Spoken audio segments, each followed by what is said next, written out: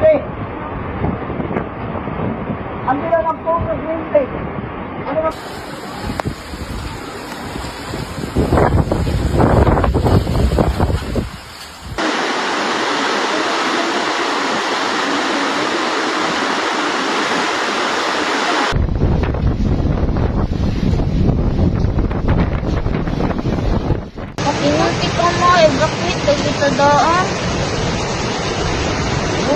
At sunrise on November 3, 2025, the central Philippines woke up to what looked like paradise. Clear blue skies, soft ocean breezes, and sunlight dancing across the calm Pacific. Fishermen pushed their boats into the water, kids laughed and ran along the sand, and fruit vendors opened their stalls under the palm trees. But far beyond the horizon, something was brewing. A mass of swirling clouds, tight, fierce, and alive, was growing stronger by the hour. The ocean's warm waters, near 84 degrees Fahrenheit, were feeding it like fire to gasoline.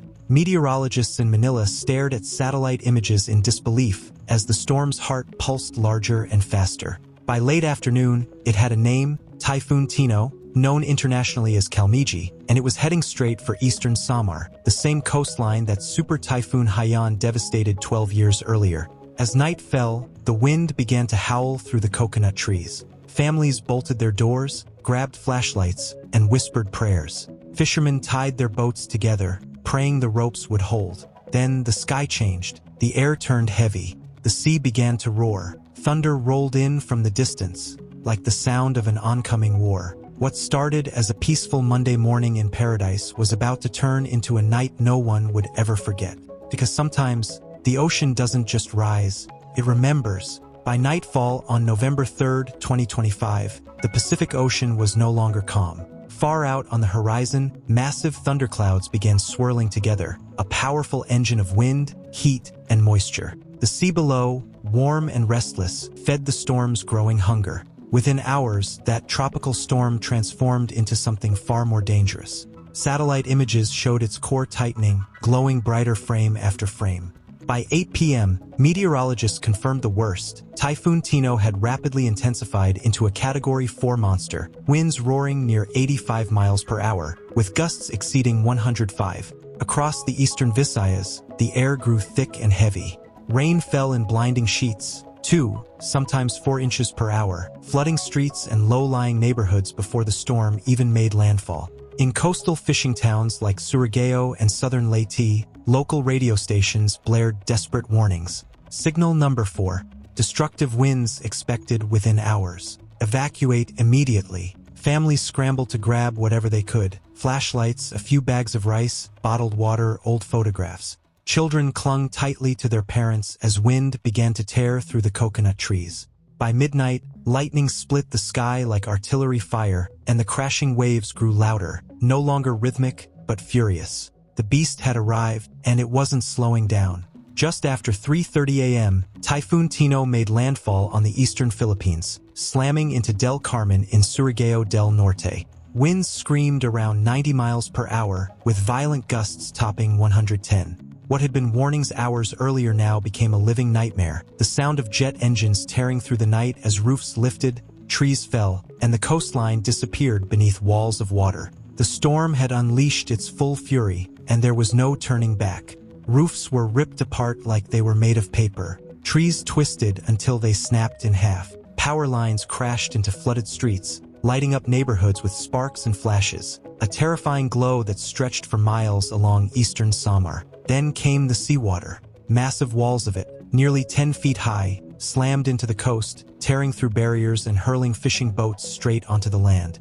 In Barangay San Jose, people held onto each other as the ocean swallowed their streets, carrying debris, palm trees, and the remains of their homes. Over in Tacloban City, a place still haunted by the memory of Super Typhoon Haiyan, it felt like history was repeating itself. The Tacloban-Palo Highway, rebuilt after the 2013 disaster, vanished once again beneath torrents of water and debris. Families gathered in evacuation centers, schools, churches, even basketball courts, listening to the never-ending roar of the storm outside. By dawn, southern Leyte, Samar, and Cebu were barely recognizable.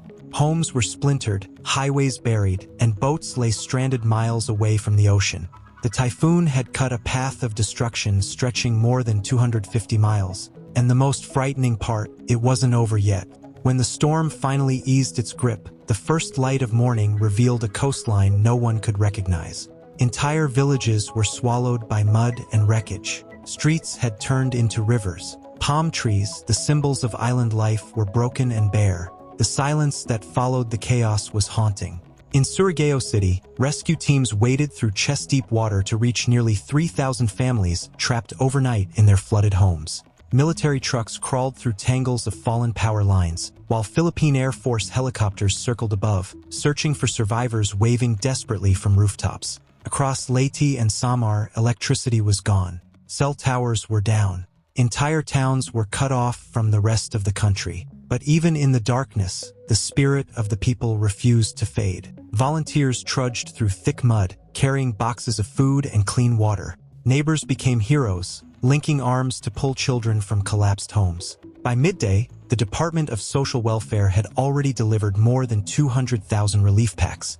5,000 troops spread out across the islands to deliver aid.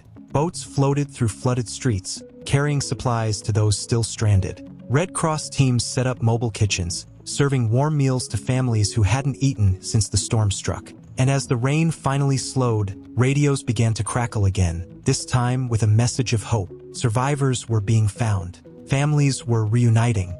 Bit by bit, the nation was standing back up. The road to recovery would be long, but one thing was clear: the Filipino spirit was unbreakable. Entire towns were cut off. Highways vanished under landslides, and the floodwaters just wouldn't back down.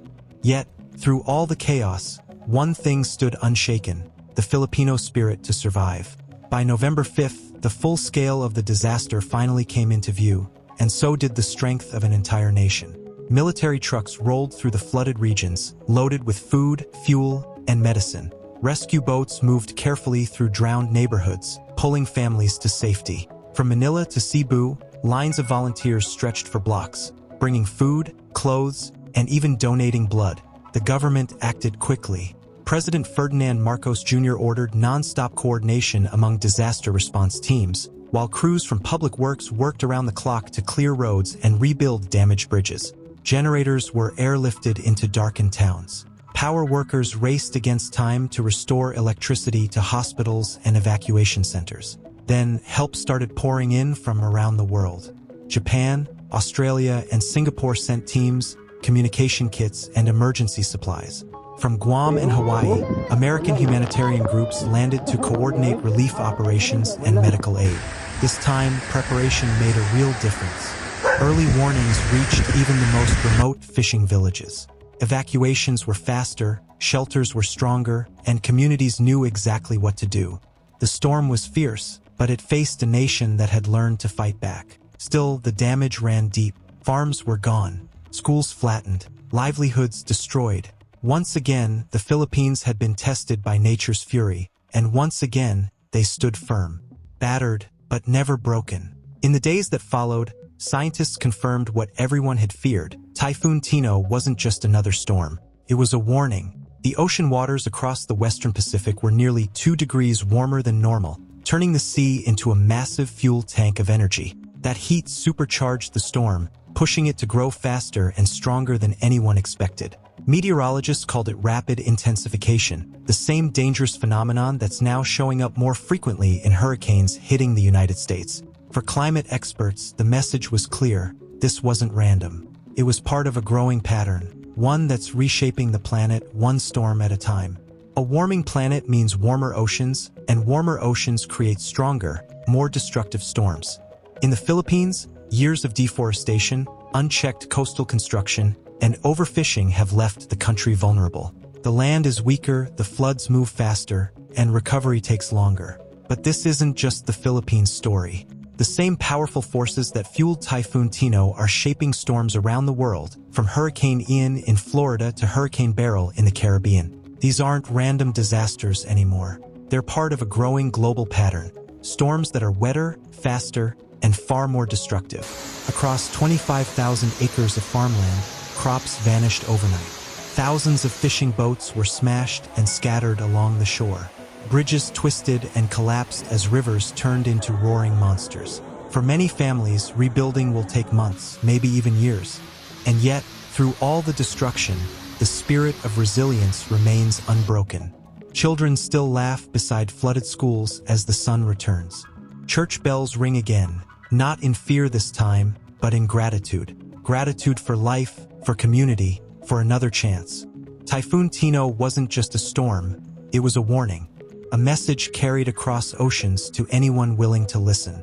Because as the seas grow warmer and the storms grow stronger, the real question isn't how much damage we can survive, it's whether we're ready to change before the next one arrives. When the winds finally died down and the rain stopped, morning light revealed a nation forever changed. The sky was calm again, that heavy, quiet calm that only comes after chaos. Across the Philippines, people stepped out to face a world that looked nothing like it did just days before. Power lines dangled over flooded streets. Boats sat stranded on highways. Schools had turned into shelters. Churches had become makeshift hospitals. And for countless families, a home was now just a memory. But even in the wreckage, one thing never broke: the Filipino spirit. Neighbors cooked together over open fires. Kids helped clean classrooms covered in mud. Everywhere you looked, you saw courage, simple human courage, the kind that rebuilds a country one small act at a time. For those of us watching from our homes in America, it's easy to see this as just another disaster halfway across the world. But storms like Typhoon Tino are more than headlines, they're warnings. The same oceans that create typhoons in Asia also fuel hurricanes in the Gulf, flood the streets of Miami, and crash into the shores of New Orleans. This isn't just their storm, it's ours too. Every disaster carries a message about loss, about strength, and about lessons we can't afford to ignore. And right now, the message written in the wind is clear: our planet is changing faster than we are. So before the next storm hits, ask yourself, are we really ready for what's coming? Or are we still hoping the next wave won't reach us? If the story moved you, hit that like button to spread awareness. Share this video with someone who needs to understand what's truly happening to our world. And don't forget to subscribe for more real stories of resilience, courage, and survival, because awareness is the first step toward action.